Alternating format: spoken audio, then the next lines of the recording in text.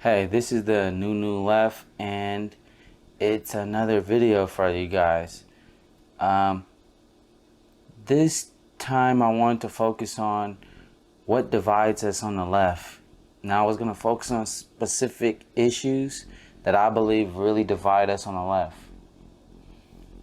For one, I believe there's a lot of people who claim to be on the left, but they're not left wing at all. They're actually right wing, but they tend not to even know what these things mean. So they will go around and claim that they're left, but they don't even understand what it truly means to be left. If you've checked out my videos, you probably checked out the first one. The first video is about like what we need to do as a left wing and basically our ideas of the left wing. You should check that video out to know more about what it means to be left from my perspective. And I don't think it's just really my perspective. I've done a lot of research. A lot of people just tell you their perspective but didn't do any of the research. I did research. So it's really historic view of what leftism means. So why does the left continue to eat itself? And so I'm going to go down three different things. Number one is the left has a tendency to be independent. And what I mean by that is people are independent in the left. So this is why the environmental movement is a left-wing movement. Women's right is a left-wing movement, feminism. The $15 minimum wage is a left-wing movement. The unions are a left-wing movement. Me Too is a left-wing movement. But some people will act like it's not. The justice system fight is a left-wing movement. Racial inequality, that's a left-wing movement. I can go on all day, as you see. A lot of these things are left-wing movements. But why is it that the one organization... So why is it, let's say one organization like Greenpeace might not work with another organization like the Sunrise Movement, right? Or why doesn't the racial inequality movements like Black Lives Matter work with the Me Too movement or the women's movement? Why do we divide all these movements up? The second thing is, or the LGBTQIA movement as well. They're included in that, right? Why don't they work with other movements and they try to separate their movement? I'm going to try to explain that for you. The second thing is that fake progressives and fake leftists, they try to come in and they try to fake so that they can further their own agenda. They're careerists. This is why I always say corporatists, careerists, and then the corrupt, the elitists. Those are the people we need to go after. That's why I always say that again and again. But in this case, specifically, all those things can be found on the left, actually. But we're focusing mostly on careerists who can sometimes even be corrupt and can also be corporatists. But the thing is, people who are looking to just build a career, right? They go out there and they talk about their ideas, and then they find out no one really likes their ideas. So then they just see other people doing things and they see what other people are talking about and they just take their ideas and then they go push them because then they believe that they will further themselves. And I'll get into that. Then the last reason I believe that the left eats itself is because right now in the United States and around the world, we're having a disrespect for intellectualism. We're having a disrespect for people who are experts and people who spent their whole life. Now everybody thinks they can be an expert. But anyone can be an expert. If you spend the damn time and you study and you learn about what you're talking about, you can do it. Anyone can go study and learn and update their knowledge on any issue. But if you don't want to do that, then you criticize every other person who spent their life focusing on these things. You're a fool. One person told me before, do you go into the hospital and argue with the doctor? I'm sorry to tell you that people actually do that today. They actually sit there and argue with a doctor. They'll argue with a lawyer because they just think, I don't know, like a 1 hour search on the internet gives them the knowledge of what a person who went to medical school or law school for. Or they think they can argue with an engineer about how physics works. This is a major problem in our society.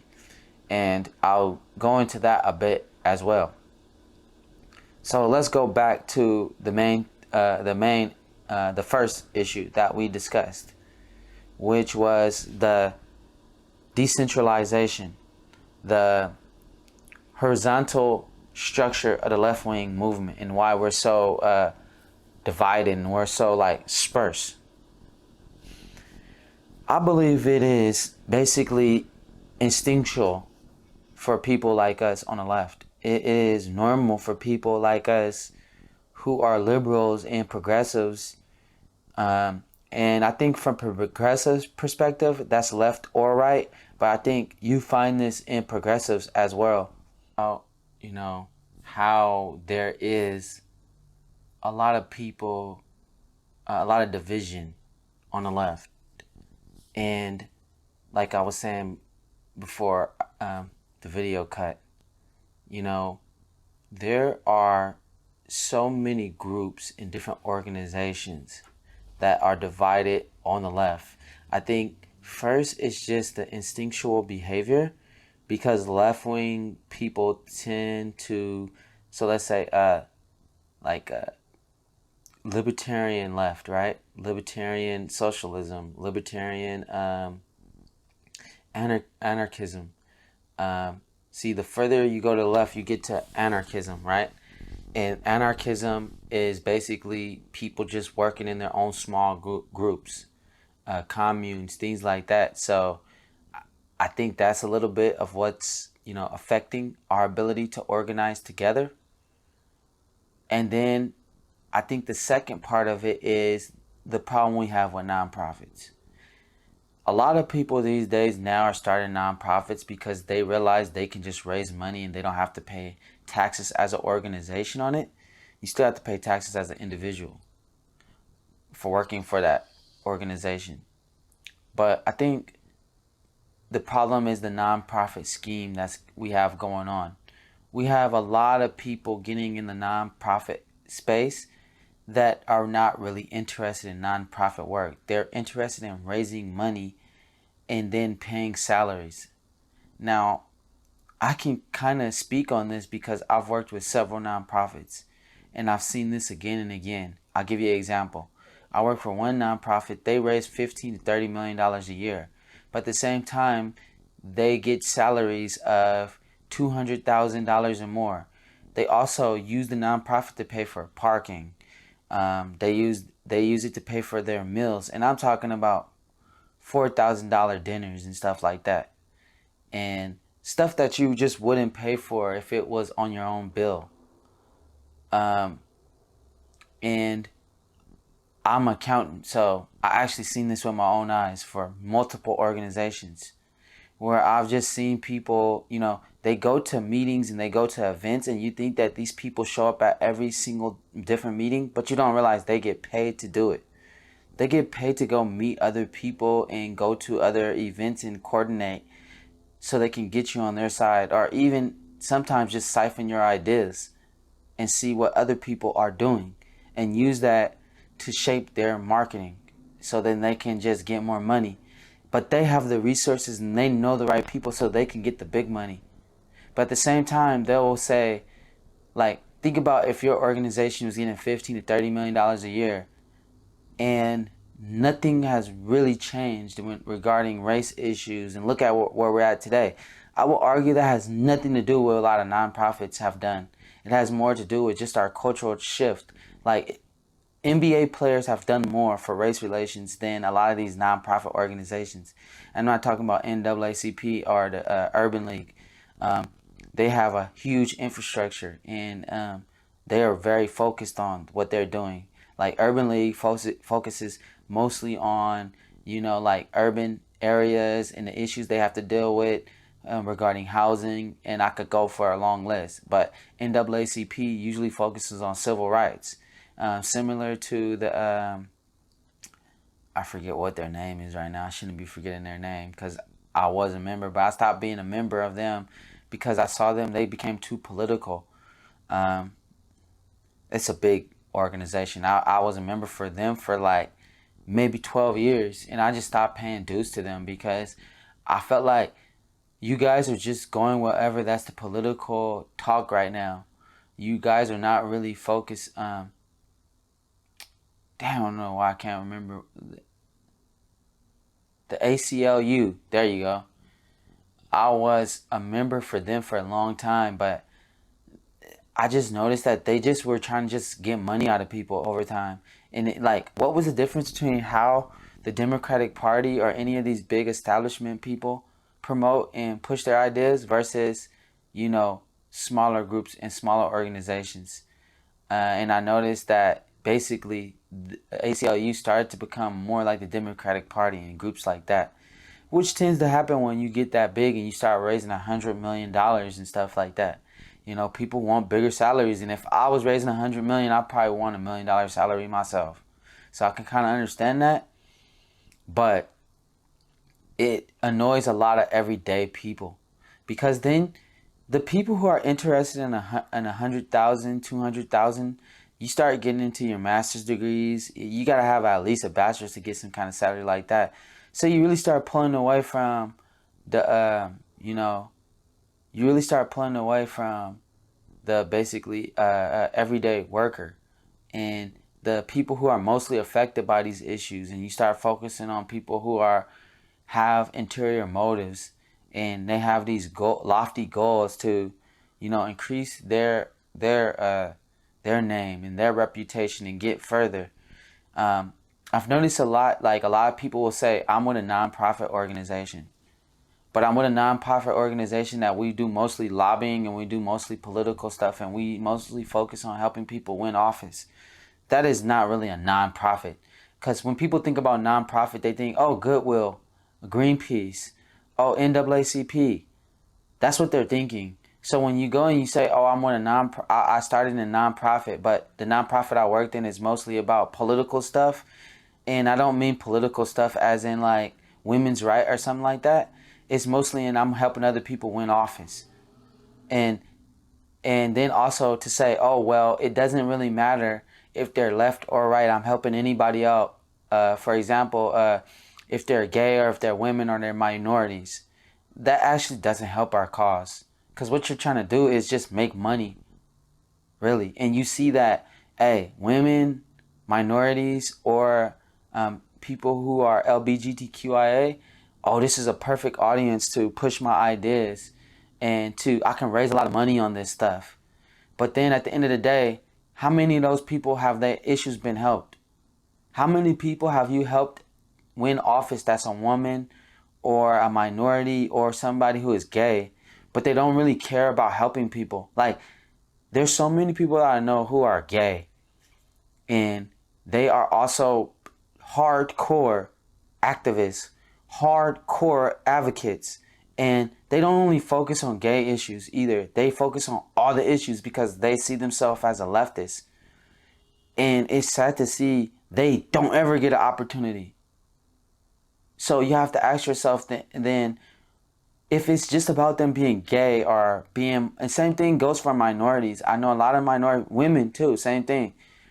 And it's like, this person who's been fighting all their life, standing up for these things, if it was all about being a woman, being gay, or being a minority, why don't you help them? Why are you so selective in these people who have already been inside the circle and they know all these different people? Because if you really were working in nonprofit, if you were really, if you are really standing up for all these things you believe in, you would have been doing it from day one. Who wakes up at 27 or comes to at 30 and realizes that they're for these things? And I criticize a lot of people on that, with that argument, because I see that even with, TYT, stuff like that, that you have a lot of people who they weren't always there from day one.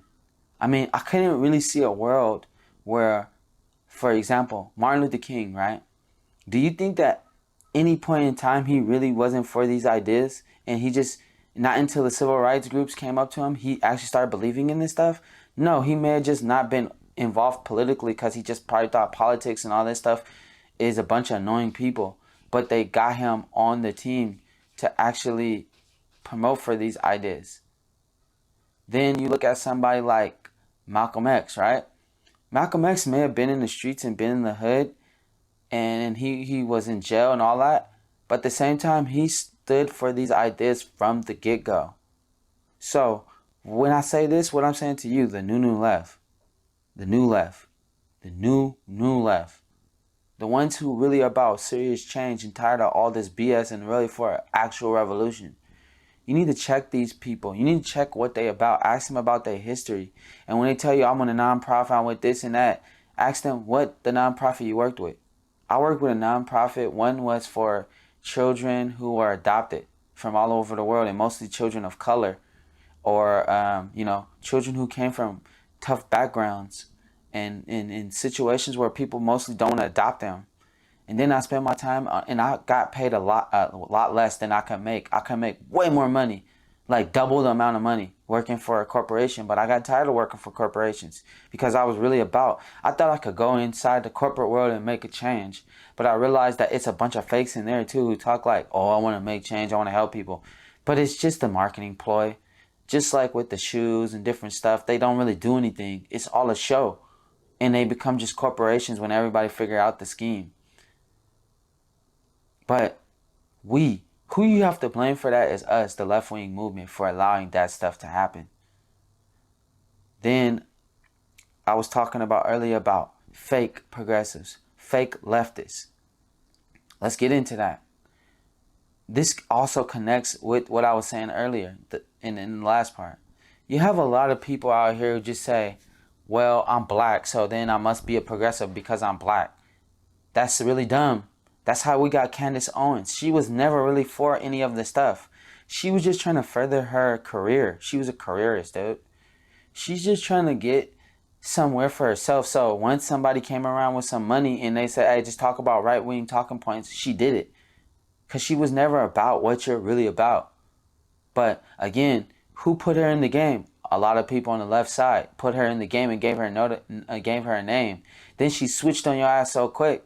And now look at what we're doing. We're trying to fight and stop her. Who's somebody who used to be on the left and now she's claiming, oh, I was on the left, but that's all dumb now. All left people are dumb. Yeah, we are dumb because we let her in there because she's just black.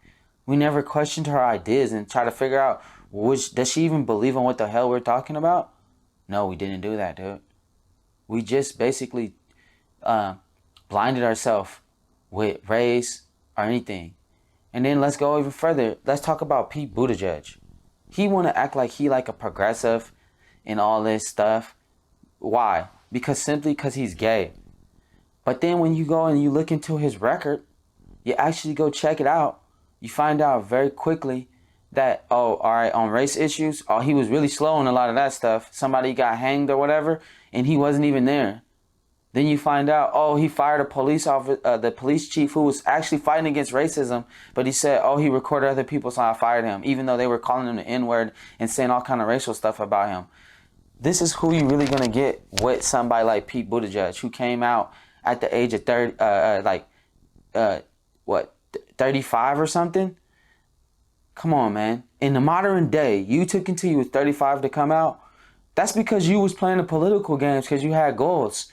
And you didn't really stand up for what you believe in. I get it that, oh, okay, it's hard to come out as gay. I know hella people who are gay who came out when it was hella tough. That's real courage. It's not courage to come out when everybody else came out and it's a popular thing to do. It's courage to do it when you know you're going to be vilified for it. That's the true courage. And now he thinks it's just the opportunity and the time right now he can use this to move up. But he didn't want to do none of the hard work. He just want to get all the gay people to support him. But what did he do for you? Was he fighting for marriage equality in Indiana and all that? You better go check the record because I'm just going to guess he didn't do that. He would have been one of the main faces if he did that. He was only, in his early 20s when he ran? for mayor of his town in South Bend? You got to start thinking about these things and questioning. They just say, and then you got Beto O'Rourke, right? Who is not a progressive, but he totally acts like, I skateboard, I smoked some weed, I went to jail for who fucking knows, probably some dumb shit that wasn't about that. He really need the money. His dad is a judge, he'd get off. But then he tell you, because of those few things, I'm a progressive. But then I work with the oil corporations and all that. Now, does that mean that we shouldn't even work with him? Yeah, we should still work with him, but he ain't gonna be the face of our shit. Of our movement. He ain't gonna be one of the main core leaders, cause he ain't about nothing real, dude.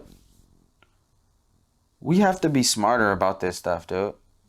We have to start actually keeping people accountable and not letting them just go around and say whatever and do whatever. If we really want to see more success for us on the left, we gotta do these things. We gotta look out for these people, because they're the ones who create all this division. They mostly the ones who actually blind people and get people tired, and they don't want to even vote because it's so much lying.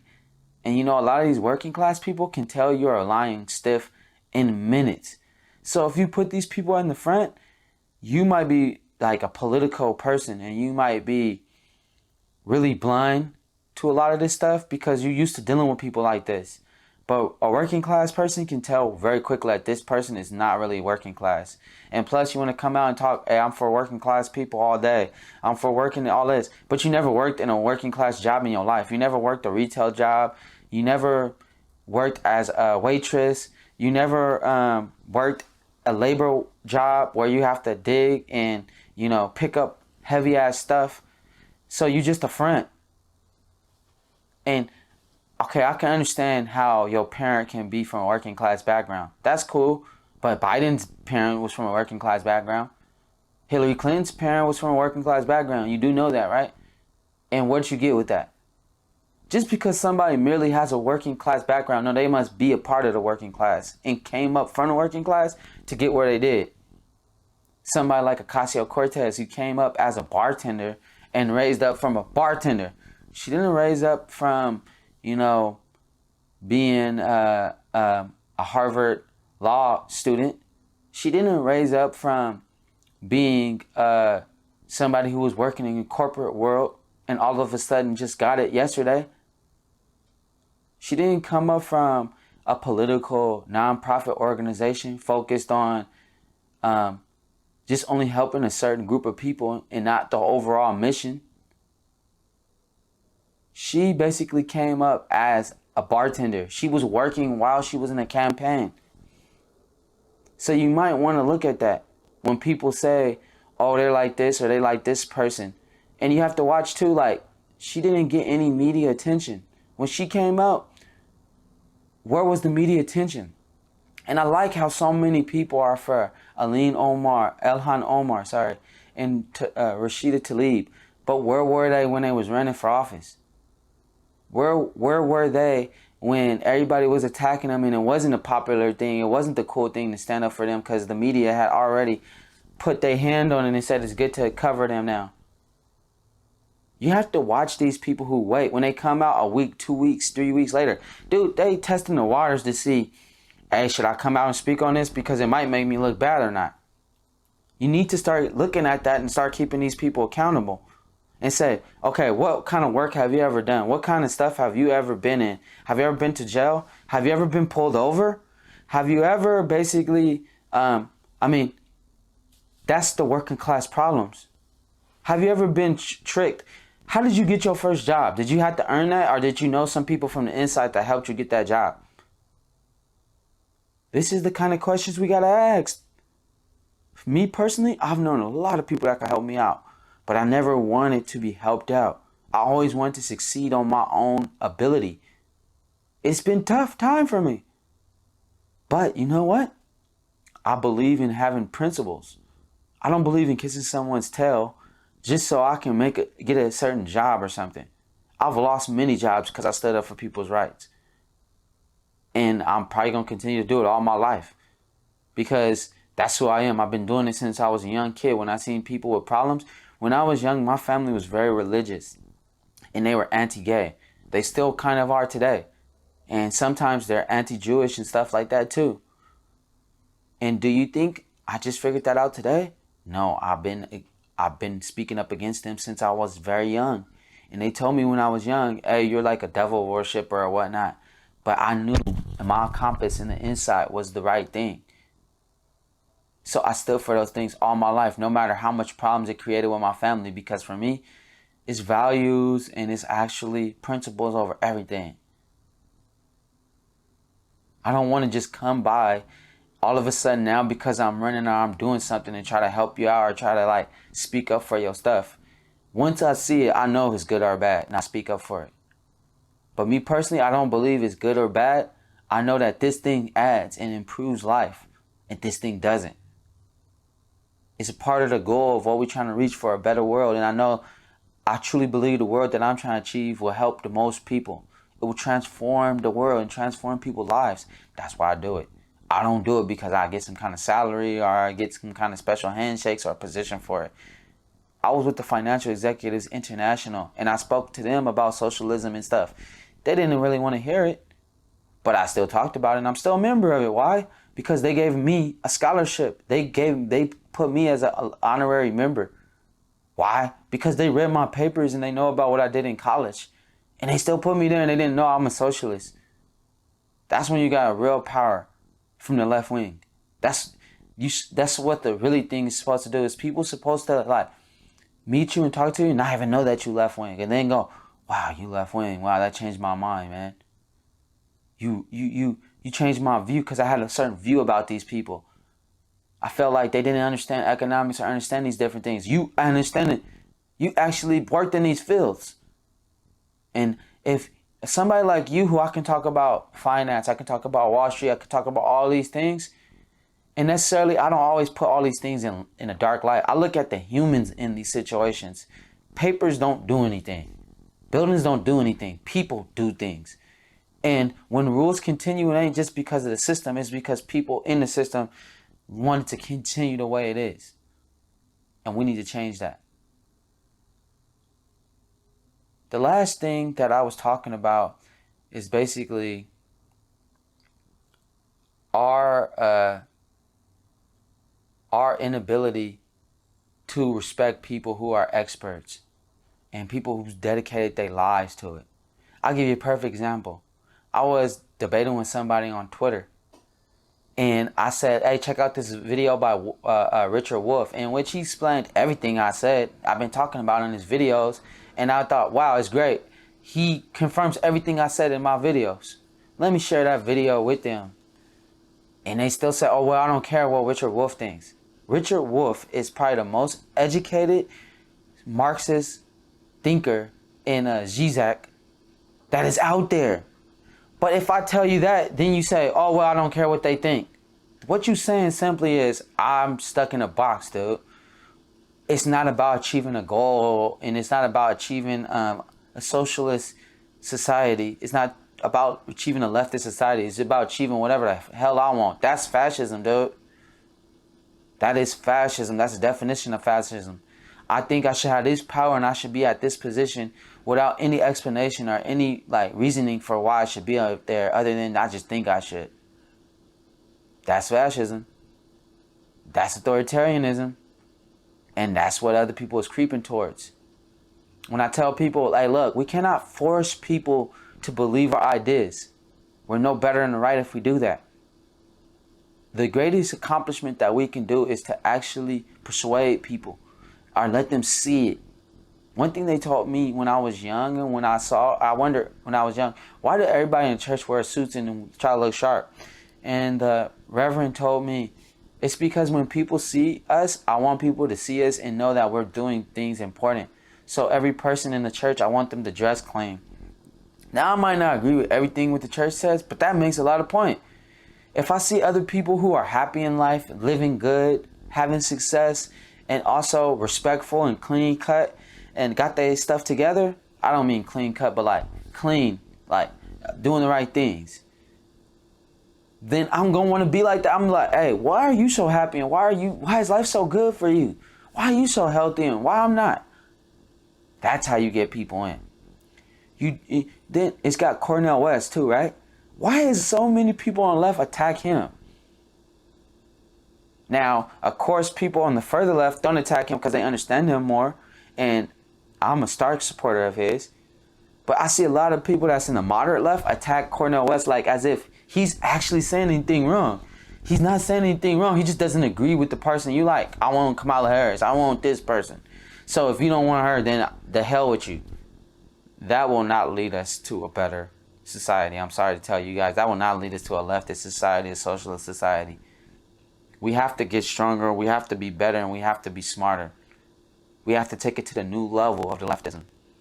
The left movement must go into a new postmodern age, to the advanced age, to the global age.